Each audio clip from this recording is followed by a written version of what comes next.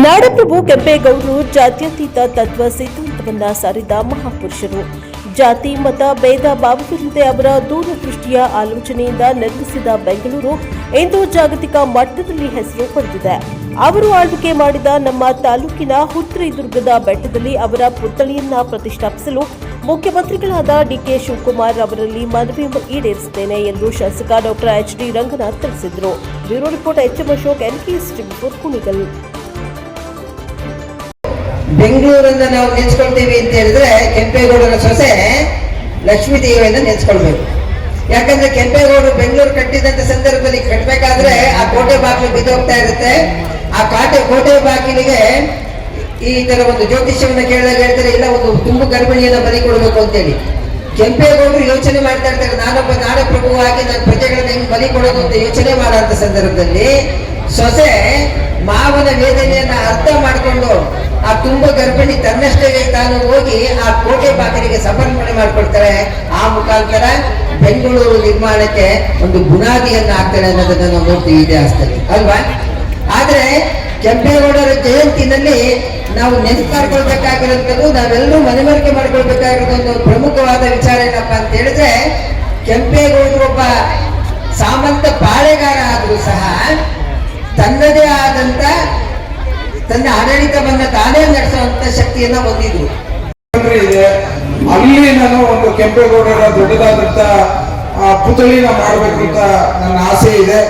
ನಮ್ಮ ನೂತನ ಮುಖ್ಯಮಂತ್ರಿಗಳು ಡಿ.ಕೆ. ಶಿವಕುಮಾರ್ ಸಾಹೇಬರು ಅದರ ಆಶೀರ್ವಾದವನ್ನ ಮಾಡಿದ್ದಾರೆ. ನಮ್ಮ ನಿಕಟಪೂರ್ವ ಸಂಸದರಾದಂತ ಡಿ.ಕೆ. ಸುರೇಶ್ ಸಾಹೇಬರು ನಿನ್ನೆ ರಾತ್ರಿ ಸಹ ಮಾತನಾಡಿದ್ದೇನೆ. ದೊಡ್ಡದಾದಂತ ಪ್ರತಿಮೆನ ಉತ್ರಿ ಬೆಟ್ಟದಲ್ಲಿ ನಾವು ಮಾಡೋಣ, ನಿಮ್ಮೆಲ್ಲರ ಆಶೀರ್ವಾದ ನನಗೆ ಬೇಕಾಗಿದೆ ಅಂತ ಹೇಳಿ ಇಲ್ಲೂ ಸಹ ಅಂಬೇಡ್ಕರ್ ಒಂದು ದೊಡ್ಡದಾದಂತ ಒಂದು ಸ್ಟ್ಯಾಚ್ಯೂ ತರಬೇಕಾಗಿದೆ, ಮಾಡೋಣ ಅಂತ ಹೇಳಿ ನಿಮ್ಗೆಲ್ಲರೂ ನಿಮ್ ಕೈಯೇ ನಾನು ಮಾಡಿಸ್ತೇನೆ ಅನ್ನೋ ಮಾತನ್ನು ಹೇಳಿ ನನ್ನ ಮಾತು ಮುಗಿಸ್ತಾ ಇದ್ದೀನಿ. ಧನ್ಯವಾದಗಳು. ನಿರ್ಮಿಸಿ ವ್ಯಾಪಾರ ವಾಣಿಜ್ಯ ಪ್ರೋತ್ಸಾಹ ನೀಡಿ ನಗರಕ್ಕೆ ಅಭಿವೃದ್ಧಿಗೆ ಇವರು ಇಟ್ಟ ಅಡಿಪಾಯವೇ ಇಂದು ಜಾಗತಿಕ ಮಟ್ಟದಲ್ಲಿ ಬೆಂಗಳೂರು ಬೆಳೆಯಲು ಕಾರಣವಾಗಿದೆ. ದೂರದೃಷ್ಟಿ ಮತ್ತು ಜನಪರ ಕಾಳಜಿ.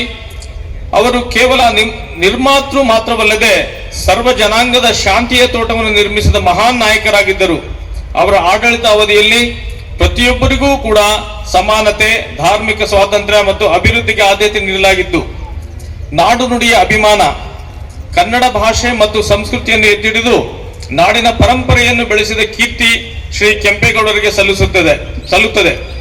ಅವರ ಆದರ್ಶಗಳು ಮತ್ತು ಚಿಂತನೆಗಳು ಇಂದಿನ ಯುವ ಪೀಳಿಗೆಗೆ ದೊಡ್ಡ ಸ್ಫೂರ್ತಿಯಾಗಿದೆ. ಇವರ ಇತಿಹಾಸ ಆದರ್ಶಗಳನ್ನು ನಮ್ಮ ಜೀವನದಲ್ಲಿ ಅಳವಡಿಸಿಕೊಳ್ಳುವುದೇ ನಾವು ಅವರಿಗೆ ಸಲ್ಲಿಸುವ ನಿಜವಾದ ಗೌರವವಾಗಿದೆ. ಈ ಶುಭ ಸಂದರ್ಭದಲ್ಲಿ ನಾಡಪ್ರಭುಗಳ ತ್ಯಾಗ ಮತ್ತು ಕೊಡುಗೆಗಳನ್ನು ಸ್ಮರಿಸುತ್ತಾ ಎಲ್ಲರಿಗೂ ಮತ್ತೊಮ್ಮೆ ಕೆಂಪೇಗೌಡ ಜಯಂತಿಯ ಹಾರ್ದಿಕ ಶುಭಾಶಯಗಳನ್ನು ಕೋರುತ್ತೇನೆ. ಜೈ ಹಿಂದ್, ಜೈ ಕರ್ನಾಟಕ. ಕೆಂಪೇಗೌಡ ಹಂಪಿ ಸುತ್ತಿ ಪುರಪೇಟೆ ಕಟ್ಟಿ ಹಿರಿ ಹೆಮ್ಮೆ ಹೆಚ್ಚಿಸಿದ ಕೆಂಪೇಗೌಡ ನಾಡಪ್ರಭು ಕೆಂಪೇಗೌಡ, ನಾಡಪ್ರಭು ಕೆಂಪೇಗೌಡ, ನಾಡಪ್ರಭು ಕೆಂಪೇಗೌಡ, ನಾಡಪ್ರಭು ಕೆಂಪೇಗೌಡ. ಹೌದು, ಇವತ್ತು ನಾವು ಇಡೀ ವಿಶ್ವವೇ ವಿಶ್ವಾಸ ನೆಲವಾಗಿ ನಮ್ಮ ಬೆಂಗಳೂರನ್ನ ಗುರುತಿಸಿಕೊಂಡಿದೆ ಅಂದ್ರೆ ಅದು ಅವತ್ತು ಕೆಂಪೇಗೌಡರು ಹಾಕೊಟ್ಟಂತಹ ಭದ್ರ ಬುನಾದಿ.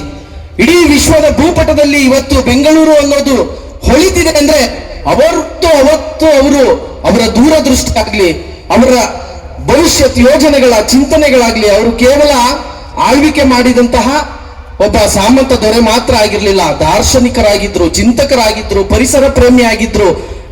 ಈ ರೀತಿಯ ಅಪಾರ ಕೊಡುಗೆಗಳನ್ನ ಕೊಟ್ಟಂತಹ ಕೆಂಪೇಗೌಡರನ್ನ ಸ್ಮರಿಸ್ತಕ್ಕಂಥದ್ದು ನಿಜಕ್ಕೂ ಇವತ್ತು ಶ್ಲಾಘನೀಯ. ಮಾನ್ಯ ಮುಖ್ಯಮಂತ್ರಿಗಳು ಈ ವರ್ಷ ವಿಶೇಷವಾಗಿ ನಮ್ಮ ಡಿ.ಕೆ. ಶಿವಕುಮಾರ್ ಸಾಹೇಬರು ಕೆಂಪೇಗೌಡ ಜಯಂತಿಯನ್ನ ಪ್ರತಿ ವರ್ಷವೂ ಸಹ ಆಚರಿಸಬೇಕು ಮತ್ತೆ ರಜೆ ಘೋಷಣೆ ಮಾಡಿದ್ದಾರೆ. ರಜೆ ಘೋಷಣೆ ಅಂದ ತಕ್ಷಣ ಅದು ಮಾಂಸಾಹಾರವನ್ನ ಸೇವಿಸಿ ಇಡೀ ದಿನ ನೆಂಟರಿಷ್ಟ್ರ ಮನೆಗೆ ಅಥವಾ ಟಿವಿ ನೋಡ್ಕೊಂಡು ಕೂತ್ಕೊಳ್ಳೋದಲ್ಲ.